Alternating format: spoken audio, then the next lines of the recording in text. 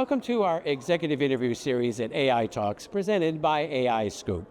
I'm Wyatt Cash, and we're here with Michael Epley, Chief Architect and Security Strategist, Public Sector at Red Hat. Michael, thank you for joining us. Yeah, my pleasure. Thank you. One of the questions I'd like to explore with you is, what capabilities do agencies really need in place before being able to responsibly deploy some of these more advanced AI systems like generative AI or agentic AI, and how those are evolving? Yeah, I think that's a great question. And one of the most important things that we are doing right now is entering and transitioning from an era of experimentation. We're testing and evaluating the use of models and exploring interesting use cases, especially for generative AI. And we need to kind of pivot now and go into an operational phase. The experimental phase, of course, put kind of value creation first. But now we need, in the operational phase, to look to security, to compliance, to data management in order to safely deploy these AIs. And you mentioned the word responsibly. And doing this is going to be critical, because if we can't do those things right and protect data and provide accurate and responsible AI, our users and the people that are using these AI systems won't have trust that these things will work effectively and correctly and actually deliver the value that they promise. So those two are going to go hand in hand, and that trust is going to be created by putting in guardrails, to integrating in with our existing cybersecurity tools and techniques and architectures like Zero Trust, for example, as well as time and testing, right? We need to deploy these things and start small and gradually expand our enterprises through these AI tools.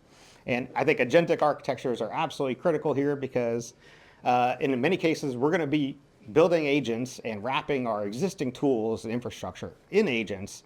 And we have to be careful about making sure that we're implementing those controls for our agents, so that we don't inadvertently expose data that we're already using, and that our operational data through those AI agents into unproven or untested generative or AI tools.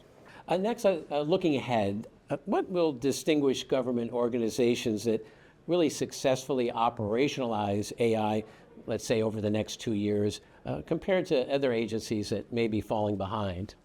Yeah, I think there's a couple key things that are going to happen. One is, and I advocate what we call a platform approach. And deploying AI and pivoting our current enterprises and our IT systems to take advantage of and really deliver the value of AI is going to require a lot of specialization. And that specialization is going to breed complexity. It's going to mean that we're going to have to adapt systems that we already have to AI. Again, going back to the agentic use case, we're going to wrap existing tools, for example, and deliver those as agents. And that complexity is only going to be manageable by finding similarities and commonalities across our infrastructure, across these approaches, and building those into a singular platform that we can then reliably introduce things like guardrails or security controls and implement our cybersecurity around. So platforms is going to be how we succeed. The folks that are going to fall behind, though, are going to fall behind not because they don't use the technology. They're going to deploy the technology, but they're not going to have the right kind of guardrails. And they're going to destroy any trust that they might have the opportunity to generate now with a safe and responsible deployment of AI. And that trust is going to mean that those tools are not going to get used, and they're not going to deliver this business value or the mission value, and therefore they're going to be abandoned. Well, Michael Epley, thank you so much for joining us here at AI Talks. Yeah, thank you very much.